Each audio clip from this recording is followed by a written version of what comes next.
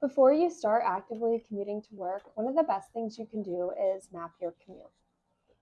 Starting with an online map tool, you can use a tool like Google or Apple Maps or one of the resources found on Bike Cleveland to see suggested routes.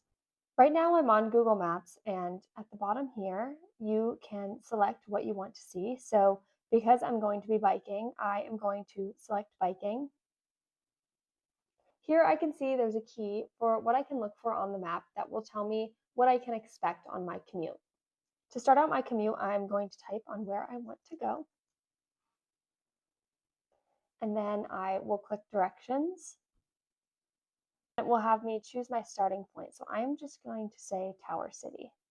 And I am going to be biking or cycling. So I'm going to click the little guy up here that is the cycling icon. So I'm going to look at the details. This tells me the elevation change, which looks pretty flat, which is great for a commute. And there are my directions, and it actually shows you a photo of what to expect when you get to that intersection. When Google or Apple Maps gives you a couple options, usually the first one is the fastest option, but that doesn't always mean it's best for you. So look through the details of each one and decide what works for you. I am going to go with this Euclid Avenue one because I am familiar with the area and I know there's space for me to ride my bike and I feel comfortable on that. So then I'm actually going to click Preview,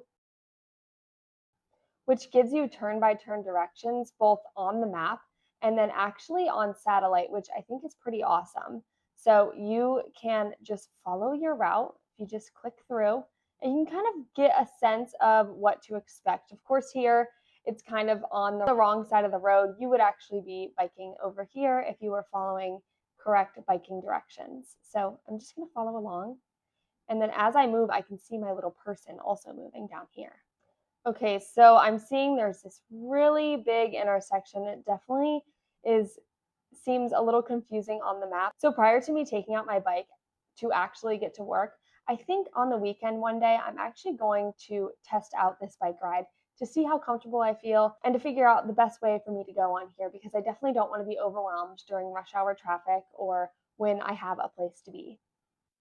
And if you're mapping out your bike ride the night before and you're not really sure what the traffic's going to look like in the morning, there's actually an option to change this typical traffic. So Monday, and I plan to leave around 8 a.m. So it appears there might be just a little bit of traffic, but it's nothing that I feel like I need to worry about. So I feel good about the route that I'm going to be taking. But if I were to find that one of the roads that I typically take has a bit more traffic, it's teetering towards the orange and the red, you can actually drag and change your route on Google Maps. I can drag it here and then it automatically updates for how long my bike route's going to change and how many more miles it might take me or how many less miles. And then once I have my route that I want to use, I can also send it directly to my phone. And as long as you have the Google Maps app on your phone, it will automatically upload here.